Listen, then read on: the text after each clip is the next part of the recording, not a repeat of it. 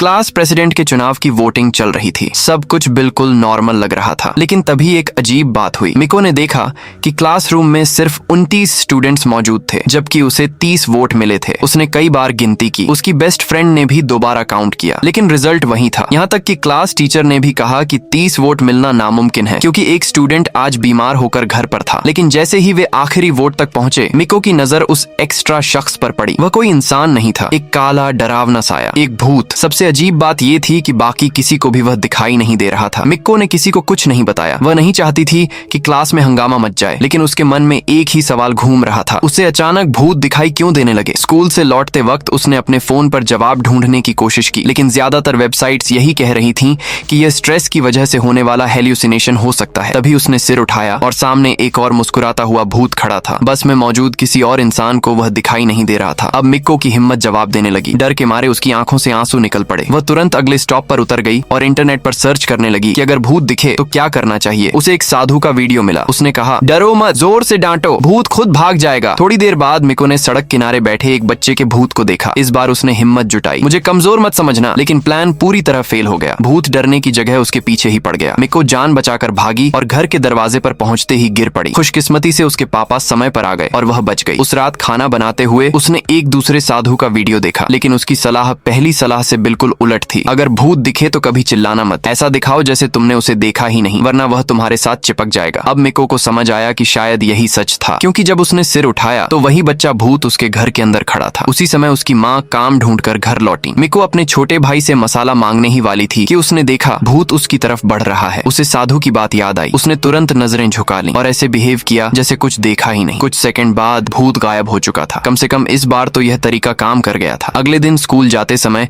उसने उसी मोड़ पर फिर एक धुंधली आकृति देखी, लेकिन अब वह घबराई नहीं। उसने ईयरफोन लगाए और सीधे आगे बढ़ गई, मगर वह आकृति उसके पीछे आने लगी। मिको का दिल फिर से तेज धड़कने लगा, लेकिन अगले ही पल सच्चाई सामने आ गई। वह कोई भूत नहीं था, एक आम इंसान था जो उसका गिरा हुआ सामान लौटाने आया था। अपनी गलतफहमी पर मिको शर्मिंदा हो गई और जल्दी से वहां से निकल गई। अब उसे लगने लगा था कि शायद उसकी परेशानी खत्म हो रही है, लेकिन जैसे ही वह स्कूल के गेट पर पहुंची, उसकी मुस्कान गायब हो गई। उसने अपनी बेस्ट फ्रेंड के कंधे पर एक नीला भूतिया हाथ देखा। पूछने पर पता चला कि उसकी दोस्त कुछ दिन पहले एक रिश्तेदार के अंतिम संस्कार में गई थी। शायद वही आत्मा उसके साथ वापस आ गई थी। इस बार मामला खुद मिको का नहीं था, उसकी